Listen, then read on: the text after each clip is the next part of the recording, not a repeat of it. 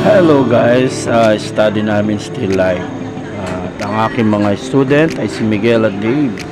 Sa ngayon ay ginagawa nila ngayon yung tinatawag na negative painting, no? Magpapalabas sila ng subject sa pamamagitan ng mga background at palulutangin nila ang highlights.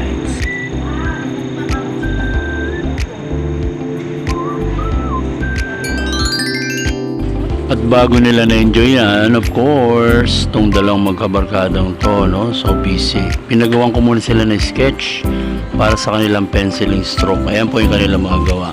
Pinapakita nila sa inyo. Yan ang mga kalat namin, ang kalat. Ayan, and I hope na sana ay kayo rin ay maging bahagi ng art workshop na to. Marami kaming tinuturo dito, no? Iba-iba at very professional. Ito nga yung gawa ni Miggy, no? Siyempre si Dave meron din, di pa tapos. Siyempre pinatapos ko at ito na yung kinalabasan. Yan. Ayos na. Ayan, and I hope ay na-enjoy kayo ng konti. Sana mas ma-enjoy niya kung kayo ang gagawa. Ito po yung sa akin. Art more. God bless. Brother Joel po.